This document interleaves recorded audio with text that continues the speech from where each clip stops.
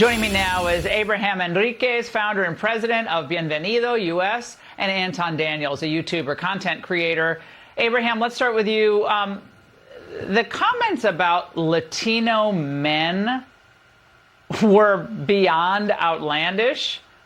What was it about the Democrats that Latino men didn't like? Look, Laura, on Tuesday, 46% of Hispanics went to the polls and voted for protection of the American dream, economic stability and safety and security. And then we woke up to CNN and MSNBC telling us that we are racist and sexist.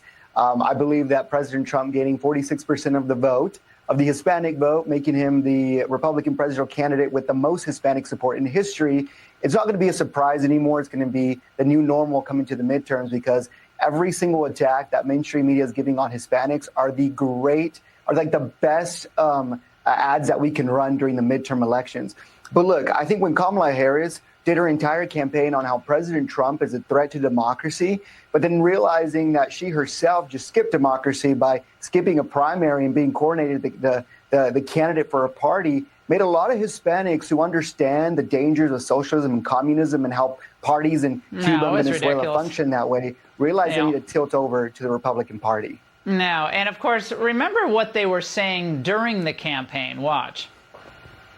I would actually like to put this narrative to bed, maybe forever. One place there's not going to be realignment, black men. You are not seeing shifts among black men. Please stop saying black men. The only area supporting Trump. Yeah. Well, that's what the message. They're not going to vote. They downplayed all of the polls that were showing this shift, and they basically said that was all made up. But they believe the Des Moines Register poll. Anton. It's incredible. You know, turns out that we cared less about Meg Thee Stallion, Beyonce, and even Usher, and we actually cared about economic stability, wage growth, and then securing the security of our families by making sure that we get out of these proxy wars. Listen, they were so tone deaf. They were so off. We don't care about tampons in boys' bathrooms, and we surely don't care about voting for reproductive rights over the security of our family. And I think that Democrats completely missed the mark by sending Obama out there to disrespect us as a final ploy to get us to the polls and vote for Kamala Harris. And we don't care about Obama or Michelle Obama telling us what to do. We can think for ourselves. And Abraham, I think this border issue was also terribly misplayed by the Democrats, not just substantively with keeping the border open, allowing millions of people in, but thinking that somehow Hispanics would think this was all great, and that Republicans wanting to enforce the border was going to drive away Hispanic voters. They've been thinking this for like 20 years, by the way. I've been dealing with this issue for longer than that with the Republican Party. No, you're right, Laura. And you look at Starr County in deep South Texas, Cameron County, and Hidalgo County, 3 counties that are over 97% Hispanic populated and had been under Democrat control for 120 years. And President Trump won every single one of those counties. And they're border districts, right? And I think that when you see how the Democrats turned a blind eye to the crisis at the border, these are our resources. These are our Border Patrol agents that are constantly being disrespected by this administration. Well, then it's really no surprise that, South Texas came out and became ruby red for President Trump this election cycle.